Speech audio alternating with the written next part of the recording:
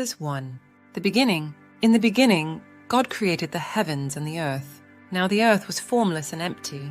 Darkness was over the surface of the deep, and the Spirit of God was hovering over the waters. And God said, "Let there be light," and there was light. God saw that the light was good, and he separated the light from the darkness. God called the light day, and the darkness he called night. And there was evening, and there was morning, the first day. And God said, "Let there be a vault between the waters to separate water from water." So God made the vault and separated the water under the vault from the water above it. And it was so. God called the vault sky. And there was evening and there was morning, the second day. And God said, "Let the water under the sky be gathered to one place, and let dry ground appear." And it was so. God called the dry ground land, and the gathered waters he called seas. And God saw that it was good. Then God said, "Let the land produce vegetation, seed-bearing plants and trees on the land that bear fruit with seed in it according to their various kinds." And it was so. The land produced vegetation, plants bearing seed according to their kinds and trees bearing fruit with seed in it according to their kinds. And God saw that it was good. And there was evening and there was morning, the third day.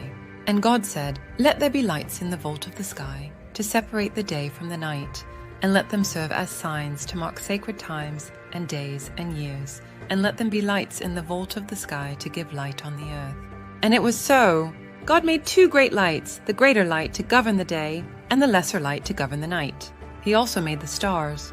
God set them in the vault of the sky to give light on the earth, to govern the day and the night, and to separate light from darkness. And God saw that it was good. And there was evening and there was morning, the fourth day.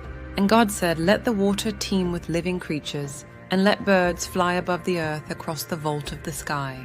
So God created the great creatures of the sea and every living thing with which the water teems and that moves about in it according to their kinds, and every winged bird according to its kind. And God saw that it was good.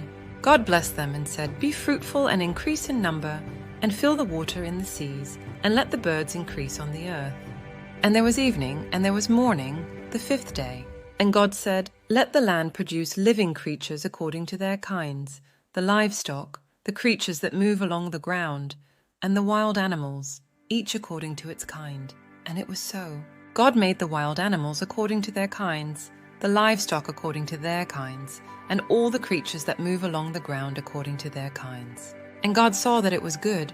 Then God said, "Let us make mankind in our image, in our likeness, so that they may rule over the fish in the sea and the birds in the sky, over the livestock and all the wild animals, and over all the creatures that move along the ground." So God created mankind in his own image. In the image of God he created them, male and female he created them. God blessed them and said to them, "Be fruitful and increase in number, fill the earth and subdue it. Rule over the fish in the sea and the birds in the sky, and over every living creature that moves on the ground." Then God said, "I give you every seed-bearing plant on the face of the whole earth, and every tree that has fruit with seed in it. They will be yours for food. And to all the beasts of the earth, and all the birds in the sky, and all the creatures that move along the ground, everything that has the breath of life in it, I give every green plant for food." And it was so. God saw all that he had made, and it was very good. And there was evening and there was morning, the sixth day.